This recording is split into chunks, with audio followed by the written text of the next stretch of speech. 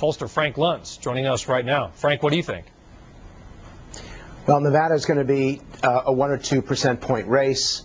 That 51% of the state doesn't want to vote for Harry Reid for re-election. They're looking for an excuse not to. This may be that issue that causes them to make the difference.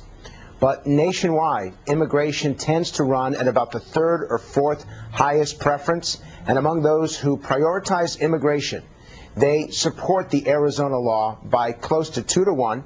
They oppose the federal government intervening, and they are much more likely to vote in the election than the average voter. So put that all together, and you've got immigration being a net positive for the Republicans come Election Day, which is why I'm surprised that the Obama administration has been so public and so outspoken against Arizona. Some today have even called the lawsuit a lose-lose for Democrats. Do you agree with that? It reminds me of the National Rifle Association gun control debates of the 1980s and 1990s, when the Democrats could not understand why polling showed that by a narrow majority, Americans supported some of the positions that the Democrats were taking, and yet every time they stepped into the gun control debate, they lost.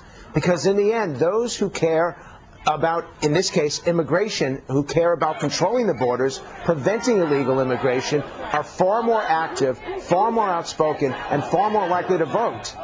Even with the yelling and screaming that you've got on the camera right there, it's the people who are hostile to illegal immigration that are more interested in the electoral process. Yes, and again, showing some of the protests that are held in Arizona, thus the yelling and screaming, Frank. But can't this bring out maybe an Hispanic vote, which might not have been there, which could, if they go Democrat, help the Democrats in states like Arizona, Nevada, and California, where there is a sizable Latino population? That's a very smart approach, and I think it will matter in certain districts, but you've got to look at the entire picture. Latinos make up a significant percentage of Arizona, California, Nevada, as you talked about.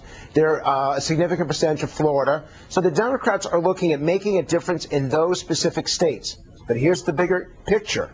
Overall, Republicans hold a 2 or 3 point generic ballot lead. That means that by a couple points, more Americans will vote Republican over Democrat right now in July. With this immigration, the more that it becomes an issue, the wider that spread works nationwide, and the more likely the Republicans are to pick up seats, maybe not in California, Arizona, but across the country. Well, you know something about polls, but so do we. So we're going to call you, and we're going to up your ante on this. We did a new Fox poll, Frank, that the president is losing big support among people who identify themselves as independents. 40% of those reached out who said, yeah, I'm an independent, are disappointed. 21% are downright angry. And those are the voters that I'm looking at. They're called floating voters or swing voters. They're independent because they reject Republicans and Democrats. They think that all of Washington, D.C. is broken. And in the fall, at this point, they are not going to vote for the Republican, but they are going to vote against the Democrat. So when Republicans sit back and think, well, they've got a majority, as some of their leadership talks about, it's a mistake. But when Democrats think that they're going to be returned to the majority, it's even a greater miscalculation. I watched this in 1994, and every single indicator of where the American people, and you got the polling question right up there, 55% more likely to vote for Republican because it puts a check and a balance on Barack Obama and the Democrats. If you compare the data today with 1994, the Republicans are in a much better shape to capture the majority on the 7th of July than they were in 1994 at this time. You know, that is a great point as well, because talk to us about history. American parties in office have never liked it when you've got a one-party controlled White House, Senate, and House of Representatives, have they? Now, and let's add to that. They oppose the health care plan. A majority oppose what Obama passed. They oppose the stimulus package. They oppose the spending. They oppose cash for clunkers. They, by big numbers, oppose the bailouts. On legislation after legislation after legislation, regardless of your political affiliation, the American people have said no to virtually all of the Obama agenda.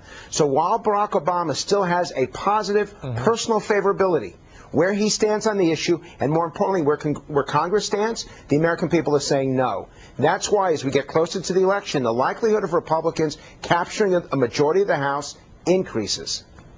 Frank Luntz, thank you very much, sir, as always. Pleasure. Your tax dollars at